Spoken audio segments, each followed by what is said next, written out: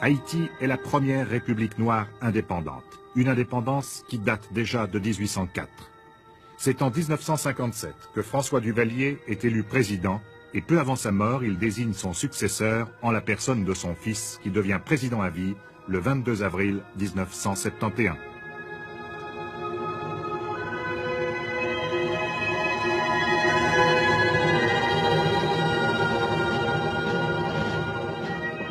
Dès son arrivée au pouvoir, François Duvalier, surnommé Papadoc, s'est assuré du contrôle du pays par la création d'une milice populaire, les fameux tontons macoutes. Recrutés parmi les paysans pauvres et les chômeurs, les tontons macoutes sont devenus les exécuteurs des basses œuvres de la dictature duvaliériste. Spécialisés dans l'élimination des opposants, réels ou supposés, ils ont terrorisé la population. Rebaptisés volontaires de la sécurité nationale, VSN, sous le règne de Jean-Claude Duvalier, leur ardeur a été modérée, mais ils demeurent la force de frappe du régime. Mais s'il y a quelque chose, on peut combattre. Vous êtes toujours prêt? Toujours prêt. De toute façon. Toujours prêt. Et vous êtes armé? Armé, oui, jusqu'au dents. Donc il y a des exercices de tir aussi? Nous avons des armes d'Israël, le Uzi, qu'on appelle Uzi. Nous avons le M14 et M16. Nous avons des armes. Et est-ce qu'il n'y a pas non plus des unités avec des machettes, là, non? Oh oui, certainement. Nous avons beaucoup. Alors notre devise pour les VSN, ce que vous appelez les tontons macoutes, c'est couper tête, brûler cailles. Ça veut dire? Couper les têtes, brûler les cailles, brûler les maisons. C'est nous qui modèle le gouvernement, c'est nous qui pouvons tracer bon exemple. Ok? Alors, l'IDIM dit nous que pour nous très disciplinés, pour très disciplinés. Est-ce que vous comprenez ça, me dit nous? Alors, faites attention, c'est pas le moment pour nous boire alcool. On a l'emboire, on a inclus l'emboire alcool. Au contraire, c'est l'heure pour mettre vigilant, pour voir tout ça qui a passé. Vous voyez dans la rue, si va pas jeter bombe, pas jeter trac. C'est très important. Et puis pour nous collaborer avec le commandant, sous l'autre commandant, pour nous veiller pour le président. Cette présence des tontons macoutes à travers tout le pays est un frein catastrophique au développement. Petits roitelets tirés du néant, les macoutes exercent trop souvent leur toute-puissance pour s'enrichir grâce à de multiples raquettes et à la délation instaurée en système. Pour le paysan, au fléau social des tontons macoutes s'ajoute un autre fléau, l'érosion. Plus de 90% des forêts d'Haïti ont été coupées et le déboisement continue.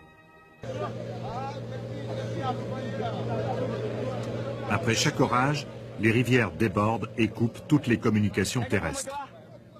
Face à cette situation, le gouvernement ne fait rien. Il attend que les consortiums étrangers veuillent bien construire une route et des ponts.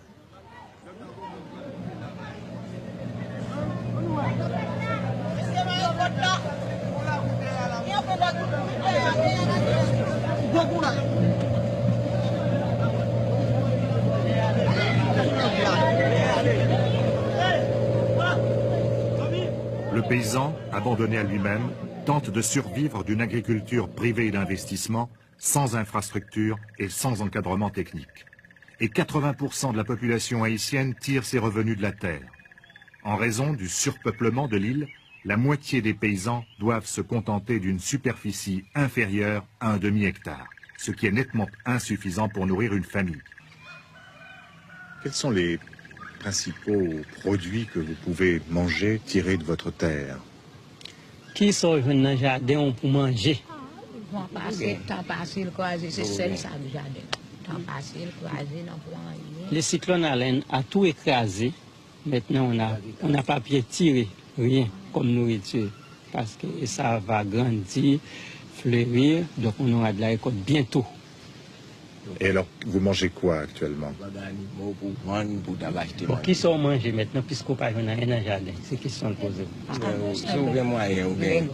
La famille protège. Les parents qui sont à la campagne, loin dans les mondes, leur apportent parfois quelque chose. Et ensuite, quand ils ont de l'argent, ils vont acheter en ville.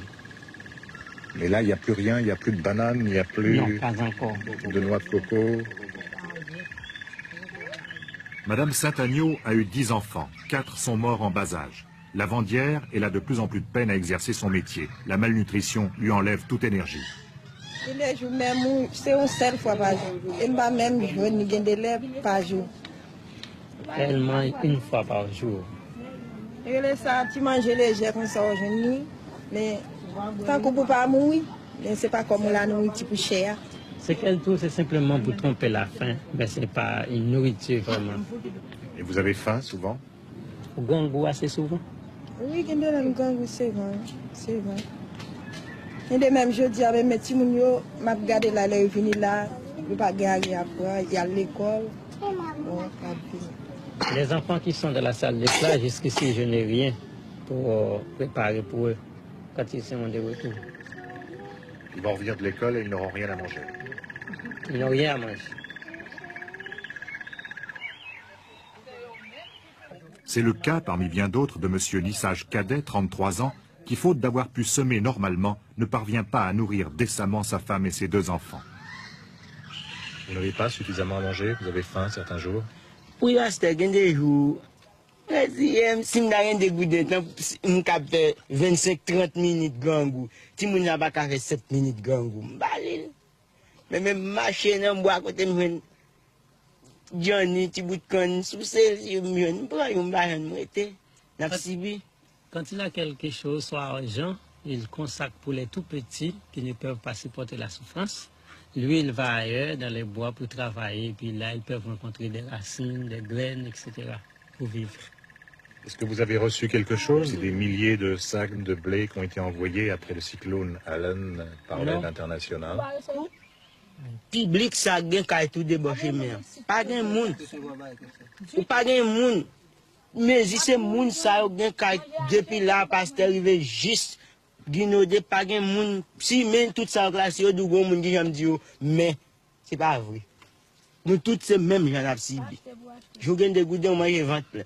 Je pas gagne des goudins, ou pour d'un côté, t'en as mort venir ou donc, Bon, si on a de l'argent, on peut aller au marché acheter cette nourriture que le gouvernement a envoyée pour la masse.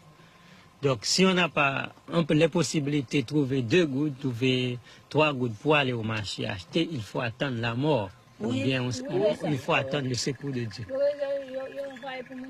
Le secours de Dieu. Le secours de Dieu.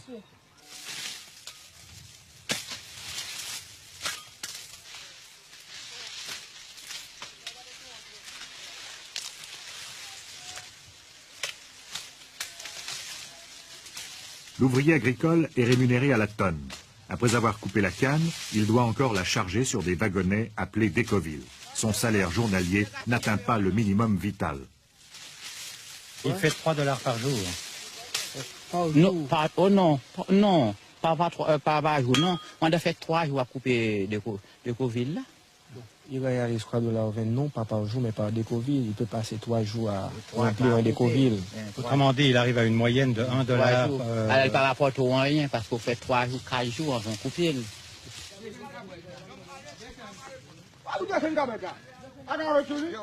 Lasco, la principale compagnie sucrière d'Haïti, a été créée en 1921 avec des capitaux américains, au moment où les Marines, envoyés par Washington, occupaient l'île.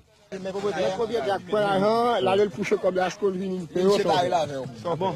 maître de la propriété touche et puis il leur distribue l'argent. Et qu'est-ce qu'ils reçoivent par mois? Bon, sans recevoir comme par ça. Jour. Par mois. Par mois? Ah, ça va par mois, on $18 par mois. Comme ces ouvriers agricoles sont payés à la tonne de canne chargée, ils n'ont pas de salaire fixe, d'où cette longue discussion pour tenter d'établir une moyenne. Il faut ajouter que la coupe de la canne s'étale sur 6 mois et que généralement ils sont au chômage le reste de l'année. On comprend ainsi que leurs conditions d'existence sont plutôt misérables.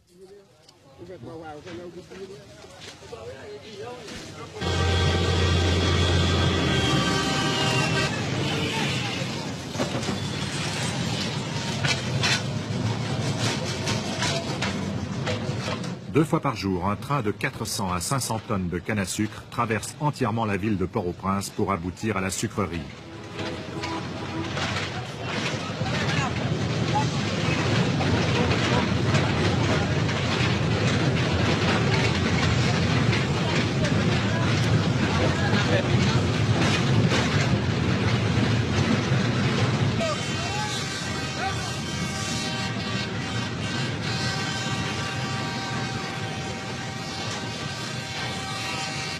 Comme le chargement passe au milieu des bidonvilles, nombreux sont ceux qui se nourrissent de la canne volée sur le train. Pour la compagnie sucrière, cela fait partie des frais généraux.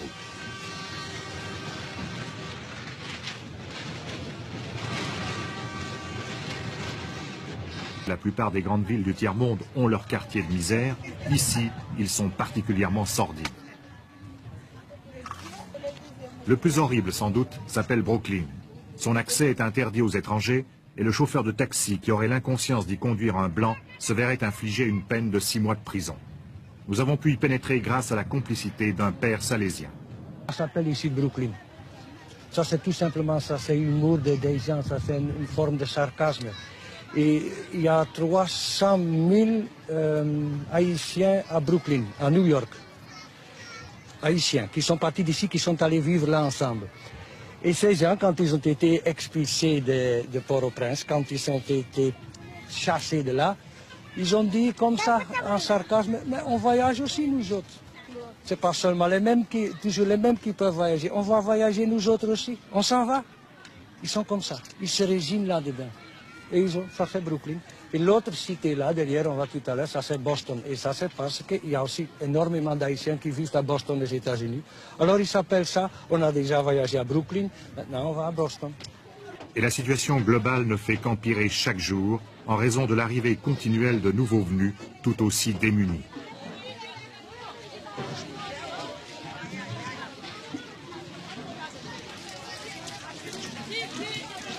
Quand on voit ces gens sourire, même dans cette misère, comment est-ce qu'on peut expliquer ce sourire?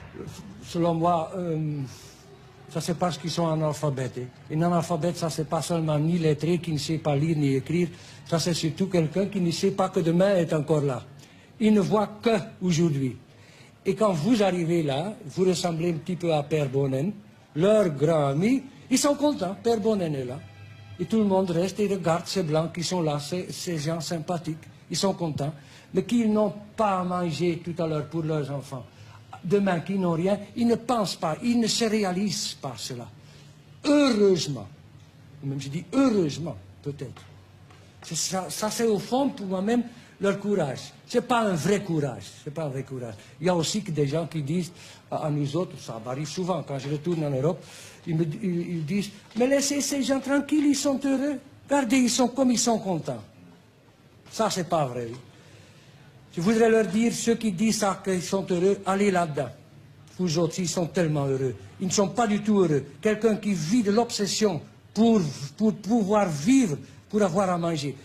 Qu'il voit tout le temps ses enfants mourant dans ses bras. Mais quelle maman peut être heureux?